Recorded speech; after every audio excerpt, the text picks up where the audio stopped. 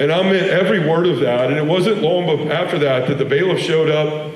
She said, you've got 30 minutes. You can have a phone call or a shower. And I'd seen a lot of prison movies, so I was like, I'll take the phone call. I'm good on the shower, right?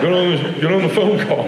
I'll have as many phone calls as I need. So I go and I call everybody I've ever known in my life, and even the phone was hard. There was no earpiece. It was just a box with speakers. It was so loud in there. And this inmate who could have shivved me if he wanted to handed me an empty toilet paper roll and told me to put my ear to it so I could hear. The bailiffs, the deputies wouldn't help me or anything. This guy helped me. I called everybody in my life and nobody answered the phone. All those fraternity brothers I bought drugs for and paid to get into clubs and bought food for and paid rent for sometimes. I call and my sister answers the phone. She goes, John, we know where you are. She goes, Angela's across the street bailing you out, which I did not believe because my wife's Irish and Italian and she means what she says. But she was across the street bailing me out. She said, you're not going to be able to go home. Angela's going to take the kids and I'm going to go by and get you some clothes. And I'm going to pick you up at 9 o'clock tonight. It was Good Friday when I was going to get out of jail.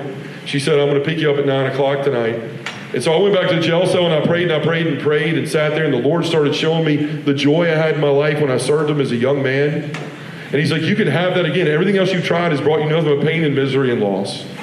You've done nothing but live for yourself. It's time to live for me again.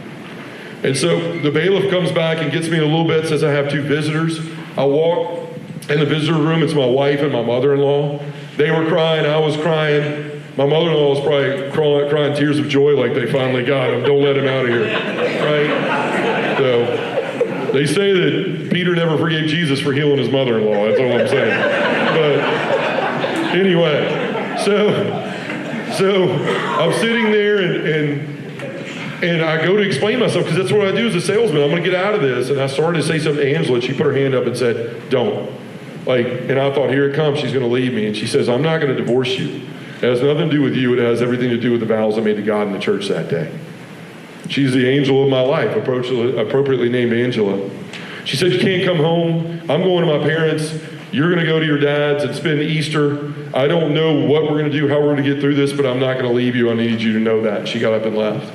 I went back to the cell, prayed there for hours.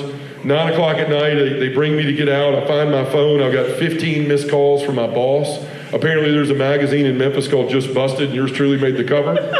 So everybody knew, and I thought, man, what am I going to do? Now I'm not going to have a job.